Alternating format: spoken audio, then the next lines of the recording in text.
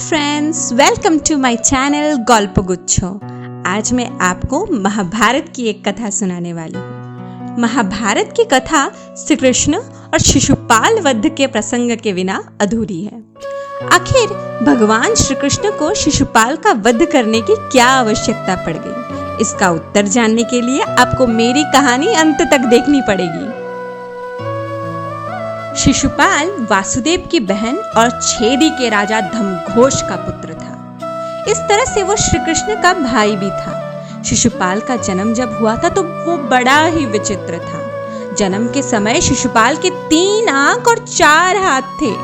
शिशुपाल के इस रूप को देखकर माता पिता चिंता में पड़ गए और शिशुपाल को त्यागने का फैसला किया। लेकिन तभी आकाशवाणी हुई कि बच्चे का त्याग ना करें। जब सही समय आएगा तो इस बच्चे के अतिरिक्त आंख और हाथ गायब हो जाएंगे। लेकिन इसके साथ यह भी आकाशवाणी हुई कि जिस व्यक्ति के गोद में बैठने के बाद इस बच्चे की आंख और हाथ गायब होंगे, वही व्यक्ति इसका काल बनेगा। एक दिन जब भगवान श्री कृष्ण अपनी बुआ के घर आए, वहां शिशुपाल भी खेल रहा था। श्री कृष्ण के मन में शिशुपाल को देखकर स्नेह जगा तो उन्होंने उसे गोद में उठा लिया। गोद में उठाते ही शिशुपाल की अतिरिक्त आंख और हाथ गायब हो गए। यह देख शिशुपाल के माता पिता को आकाशवाणी की याद आ गई और वे बहुत भयभीत हो गए।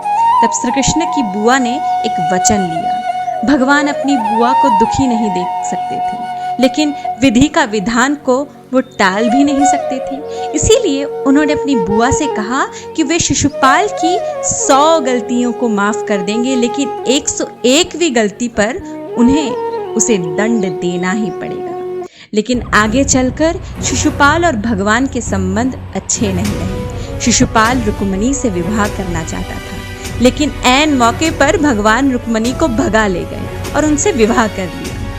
इसी शत्रुता के कारण जब युधिष्ठिर के राजसूय यज्ञ में शिशुपाल भगवान के सम्मुख आया, तब उसने भगवान को बहुत अपशब्द बोले।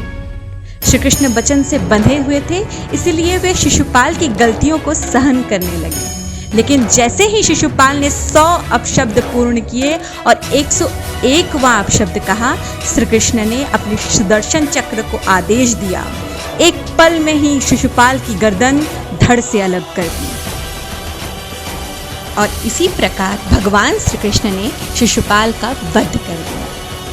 अगर आपको मेरी कहानी अच्छी लगी तो मेरे चैनल को सब्सक्राइब, लाइक, शेयर और कमेंट कीजिए और इसी तरह से रोमांचक कहानियाँ सुनते रहिए। धन्यवाद।